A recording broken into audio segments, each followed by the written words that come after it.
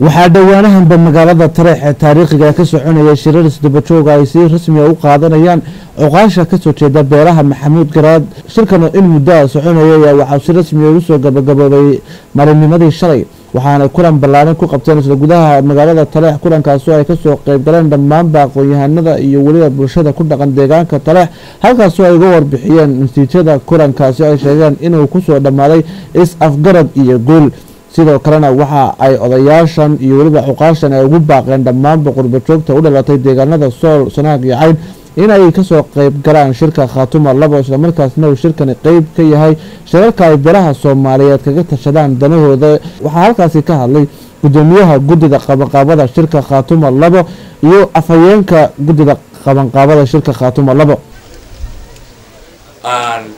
dhammaan waa salaamantihiin xuqaasha beesha Maxamuud Garaad dadweynaha sharafta leh reer Tareex iyo saaxiibadii waxa weeye xafladaas oo lagu soo afjaray dhamaadkii shirkii xuqaasha beesha Maxamuud Garaad xafladan aynu ku qabanay qalcadii silsilad ee taariikhda lahayd iyo geedkii gedafta lahaa aad baanu aan ugu faraxsanahay in xuqaashii beesha Maxamuud Garaad oo 3 maalmoodba ku sugnayd magaalada Tareex ay shirkoodii soo gabagabeeyeen shirka guusha iyo isafgaradka la yiraahdo aad iyo aad baan ugu faraxsanahay khudbada halka ugu maankicin waxaan ku soo dhaweynayaa oo kaliya maadaama ay xuqaashu xafladan leedahay in xuqaashu ka warbixiyaan arrimihii ay ka hadleen waxaan hambalyo soo jeedinayaa horeysa iyo dambeysaba dadweynaha ku dhaqan magaalada Tareex oo hortiina si qurux badan lagu soo dhaweeyay magaaladan hadeerna lagu soo dhaweeyay mar walbana ay ka muuqato inay diyaar u yihiin inay madasha Tareexa wixii garaankooda ah inay u soo dhaweeyaan habeen iyo maalin u taagan gaar ahaan waxaan si gaar ah u hambalyeeynaya gabdhaha ama haweenka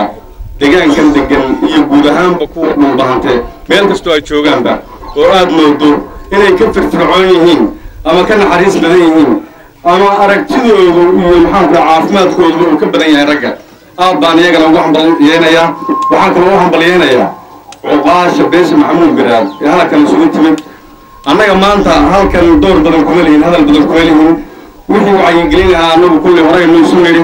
gadaal la soo odhan doonaa waxa madashan maanta waxa mudnaanteeda iskala kulli xuqaasha iyaga soo jeedin doona wixii kulli afkaartooda ama taladooda ay qaateen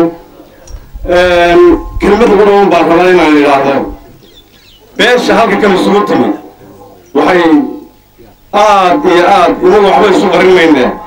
aad baa waxa loogu xantaa waxa dhulbaanta ka xumaaday in mas-uuliyadeeda ama xooggeeda beesha Maxamuud Garaad inay leedahay baa laynagu xantaa arbiil waayo xantaa aynu iska raabno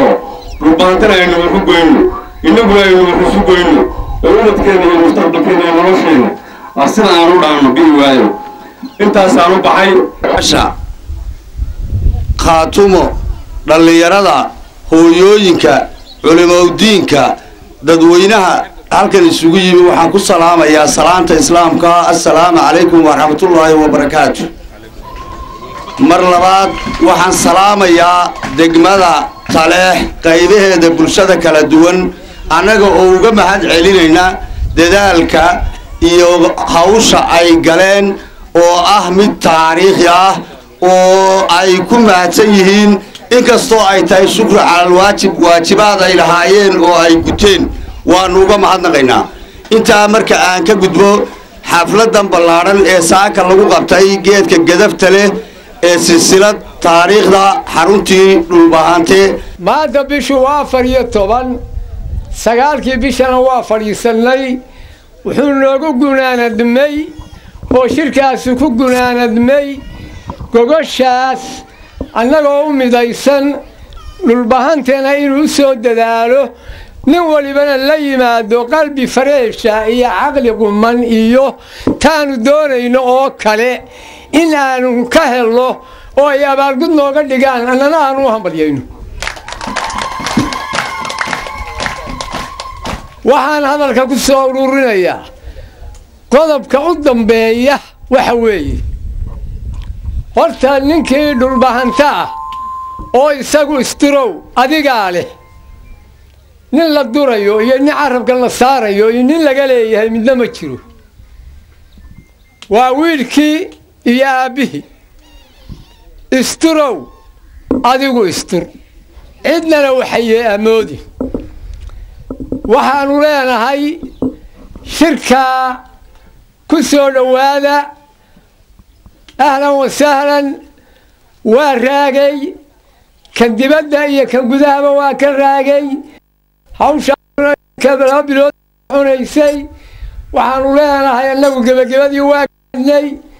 midnimaanu ku gaadhnay mid dhulbahantaanu ku gaadhnay